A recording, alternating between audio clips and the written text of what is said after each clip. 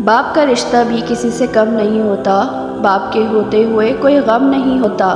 باپ سایہ ہے، باپ دکھوں کی ڈھال ہے، باپ کے بغیر یہ زندگی نڈھال ہے۔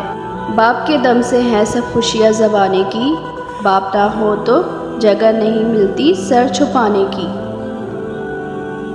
باپ وہ ہوتا ہے جو سب کے سامنے ذکر نہیں کرتا، پر اندر ہی اندر بہت فکر کرتا ہے۔ باپ کی دعا اولاد کے لیے ایسی ہے جیسے نبی کی دعا امت کے لیے۔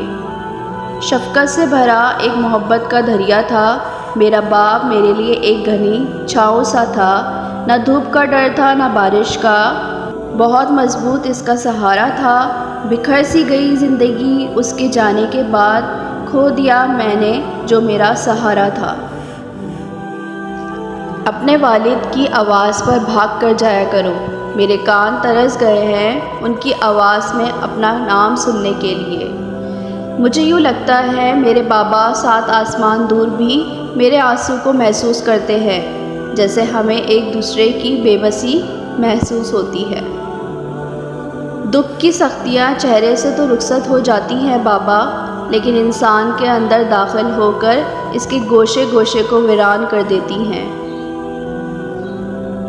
مجھے ان رشتوں کا کوئی احترام نہیں جنہوں نے میرے والدین کو تکلیف دی۔ یہ بھی خوابوں کی مہربانی ہے، جانے والے دکھائی دیتے ہیں۔ باپ دنیا کی وہ حسین ہستی ہے جس کی دسترخوان پر موجودگی اور کمرے کے باہر اترے ہوئے جوتے بھی تحفظ کا احساس دلاتے ہیں۔ باپ وہ ہستی ہے جس سے اگر 2 ستارے مانگو وہ پورا آسمان اٹھا لاتا ہے۔ ماں کی جمع مائیں، باپ کی جمع کیا ہے؟ میں نے باپ کے تمام مترادف سوچے، والد، باپ، ابو، لیکن کسی بھی ایک لفظ کی جمع نہیں مل سکی۔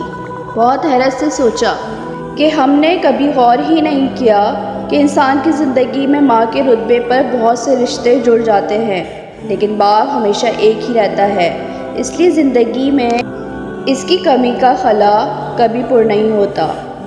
کتنی بے رونق ہو گئی زندگی کی کہانی، کتنی خاموشی سے چلے گئے بابا جانی۔ گڑ گڑا کے رونا چاہتا ہوں کسی کے گلے لگ کے، اور کہنا چاہتا ہوں کہ بہت تھک گیا ہوں میں بابا۔ آج اس شدت سے دل چاہا بابا کہ آپ سے ملوں، دیکھوں، کچھ پل تو آپ کے دست شفقت میں گزاروں کہ بے چینی کو قرار آئے۔ ایسی تشنگی سے سر اٹھایا ہے بابا کہ دل و روح نیل و نیل ہو گئے ہیں۔